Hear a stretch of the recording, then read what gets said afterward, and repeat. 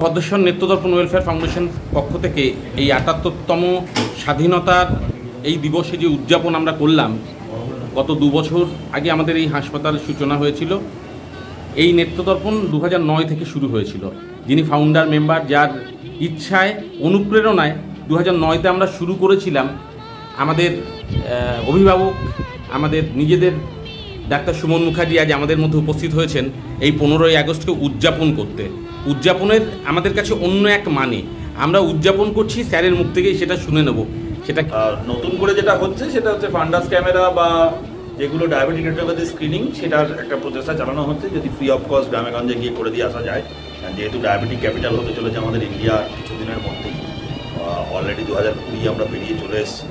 তো 2020-তে আমাদের শপথ ছিল জিরো ব্লাইন্ডনেস করা, সেটা তো আমরা করে উঠতে পারিনি, কোভিড এসে গেছিলো। তো এখন আমাদের চেষ্টা করতে হবে যাতে সব এনজিও এবং সরকারি বেসরকারি সবাই মিলে যাতে অন্ধত্ব মুক্ত ভারতবর্ষ করা যায়। তার প্রচেষ্টা হিসেবেই এরা ক্যাটরাক্টের ছাড়াও ডায়াবেটিক রেটিনোপ্যাথি এবং এই সমস্ত ইনস্ট্রুমেন্টস যেগুলো আছে, ফান্ডাস ক্যামেরা বা বাকি জিনিসপত্র, সেগুলো এরা ব্যবহার করছে। যেগুলো ফান্ডাস ক্যামেরা বা যে ইমেজগুলো গ্রামেগঞ্জে গিয়ে করা যাবে বা রেটিনোপ্যাথি স্ক্রিনিংয়ের জন্য, কারণ রেটিনার ডায়াবেটিসের যে রেটিনার প্রবলেম সেটা আর্লি যদি ধরা যায় এবং তারপরে চিকিৎসা শুরু করা যায়, সেক্ষেত্রে পার্মানেন্ট যে অন্ধত্ব, মানে যে অন্ধত্ব পার্মানেন্ট অন্ধত্বর দিকে যাতে মানুষ না যায় তার প্রচেষ্টা চালানো হবে। তার সঙ্গে এটা যে কোনো ক্যাটারাক্ট পেশেন্টেরও রেটিনার জিনিসপত্রগুলো রেটিনা দেখতে সাহায্য করবে।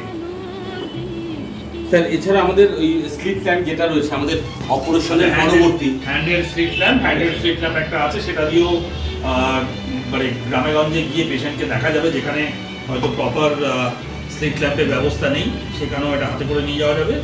আর এটা হচ্ছে আপনার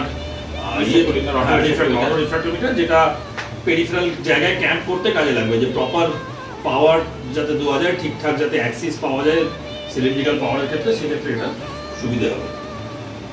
আর এটাই আমাদের শপথ আজকে থেকে, যে এই 15ই আগস্ট আমরা শুরু করছি। তো যে দূরবর্তী গ্রামগুলোতে গিয়ে এই ইনস্ট্রুমেন্টগুলো নিয়ে, এই অত্যাধুনিক ইনস্ট্রুমেন্টগুলো নিয়ে আমরা চক্ষু পরীক্ষা শুরু করব এবং আশা করি তাতে তো আমাদের অনেক দৃষ্টি, আমাদের দৃষ্টির ক্ষেত্রে লাভ হবে, মানে পেশেন্টদের ক্ষেত্রে অনেকটাই লাভ হবে। কারণ অনেক পেশেন্টের পক্ষেই দূরে বড় সেন্টারে গিয়ে চোখ দেখানো সম্ভব নয়। সেই পেশেন্টকে যদি করতে পারি এবং ডায়াগনোসিস করতে পারি, তাহলে অ্যাটলিস্ট তার চিকিৎসা শুরু করা যাবে। সে হয়তো প্রত্যেক মাসে তার পক্ষে 300-400 টাকা খরচ করে শহরে এসে বড় ডাক্তার দেখানো সম্ভব নয়। আমরাই যদি গ্রামে চলে যেতে পারি, এবং আশা করব সরকার হয়তো এই ব্যাপারটাকে মাথায় রাখবে, তাহলে সরকার টেলিমেডিসিনের ক্ষেত্রেও এই জিনিসগুলো কাজে লাগাতে পারে। এবং প্রত্যেকটা স্মার্টফোন লাগানো আছে, আমরা হোয়াটসঅ্যাপ টেলিমেডিসিনের জন্য যে টেলিমেডিসিন উইং আছে তাদেরও বলেছি এই জিনিসগুলো পেরিফেরাল সেন্টার্সে যদি এগুলো রাখা যায়, তাহলে গ্রামেগঞ্জে মানুষের চোখের চিকিৎসার ক্ষেত্রে অনেকটা সুরাহা হবে। যে মানুষগুলো হয়তো আসতে পারছে না বা অনেক পরে এসে পৌঁছচ্ছে, তাদের আমরা আগেই ধরে ফেলতে পারবো বা আগেই তাদের চিকিৎসা শুরু করে ফেলা যাবে, কোয়াকের কাছে তাকে যেতে হবে।